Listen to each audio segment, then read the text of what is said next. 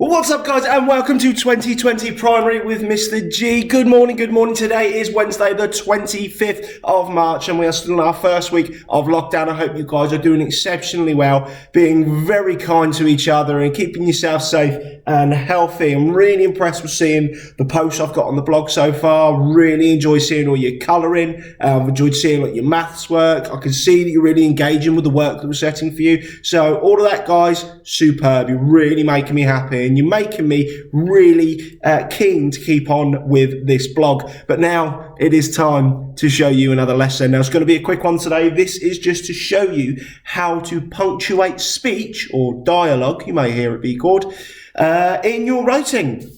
So on here, I've got a short conversation between me and Mrs. Grant. Now, this is usually the way the conversations go. Mrs. Grant's very nice and happy, and I'm always like, get them to do more work. So let's start with this then.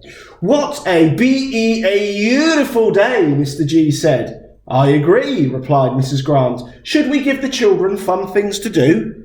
Absolutely not. More hard work is best, Mr. G snarled. Sounds like a normal conversation to me, but in case you haven't worked out, there's no punctuation in this, and if you don't include punctuation, well, Mr. Garcia goes green and starts hulking out. So let's start off with the very first thing that we need to rely on here. The first bit of speaking we have here, some speech, has started with a W, so that is dead right. That's all we need. However, something is meant to come before me speaking. Otherwise, how else is anyone to know that what they're about to read is speech? What is it they need? If you say 66 and 99s, you're half right. I mean, you're right, but I don't like that term. If you say speech marks, you're a little bit warmer. If you say inverted commas, you make Mr. G happy. So we do need to start with some inverted commas, and yes, they are your 66 and 99s that you're used to. So I'm going to put them up there. Now, officially, the American version uses 2 inverted commas. The British version uses 1. Are you right or wrong for using either one? Absolutely not. You use whichever makes you happy, but don't use 3. It's 1 or 2. So, what a beautiful day, Mr. G said. So, where we've got here, Mr. G said, it's clear that that is no longer being said. You wouldn't hear me say Mr. G said after everything I say.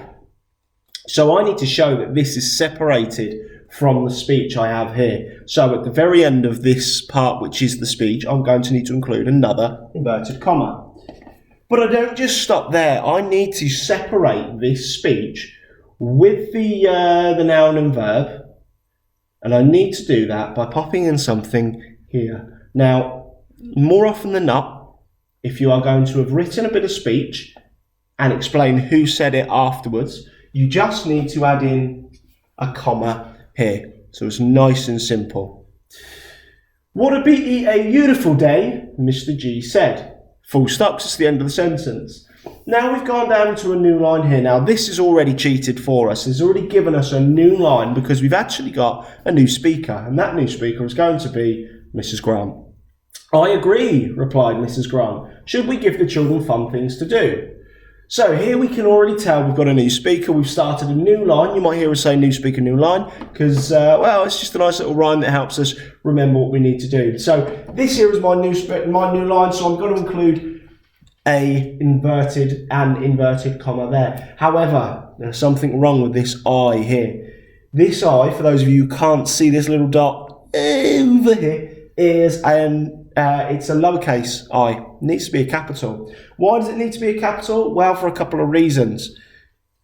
It's a personal pronoun. You are important and you are special, so I must always be in a capital letter when you are using it as a pronoun.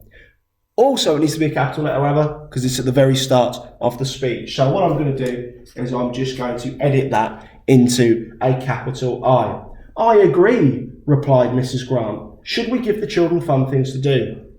So this is where it can get a bit tricky. What I've actually done is I've split the speech by putting in the noun and the verb in between what it is that Mrs. Grant is saying.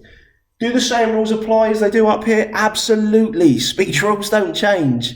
So at the end of what it is she said, before the speaker is announced, I put a comma in there and I'm going to put an inverted comma at the top. I agree, replied Mrs. Grant. Now you must remember, the comma or any punctuation in speech marks needs to come inside the inverted commas, not on the outside. That's the correct order. Replied Mrs. Grant, should we give the children fun things to do? Well, we're going to need to add in the separation here between this speaker and this bit of writing. So the exact same thing can be used. I can either use a full stop here or I can use a comma. I'm going to use a comma because Mrs. Grant hasn't finished talking, and I'm going to start by opening the speech we have here. But this S is lowercase and it needs to be capital. Good job. So I'll put a big capital S on there. Should we give the children fun things to do? What does that sound like? Should we give the children fun things to do?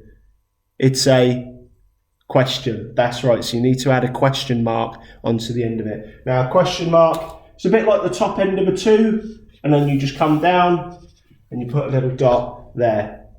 Should we give the children fun things to do? And that's the end of Miss Grant speaking. So I'm just going to close my speech there. And now, just the way it falls, Mr. Garcia joins in here and starts speaking again. So we've got a new speaker, new line. So we've got the new line here. I've got a lowercase a. Can't have any of that. So I'm going to change that on there. Absolutely not. And I've got an exclamation mark in there. More hard work is best. What am I missing here? Good. I need the inverted comma there to open up the speech, and then I need to close the speech further over here. But I need a comma to separate between Mr. G snarled and the speaker here. But does my comma go on the inside or does it go on the outside? Does it come before the inverted comma or after the inverted comma? 3, 2, 1. Comes before the inverted comma. It comes inside the speech. So I'm just going to pop that there. And that, guys, is essentially us punctuating a little bit of speech there. I hope that helps. What I'd like you guys to do for your English lesson today, if you're looking for something to do, I want to write a short conversation between yourself and your pet, if your pet could speak. Or maybe between Harry and Ron. Or maybe you could even write a conversation between me and Mrs. Graham. I don't mind. Write a conversation about yourselves. Guys, thank you very much for joining in. Keep yourself safe, keep yourself happy, keep yourself healthy. Make sure you get out in a little bit of sunshine, but only one a day. You're doing a great job. Keep it going. See you very soon, guys. Thanks for tuning in.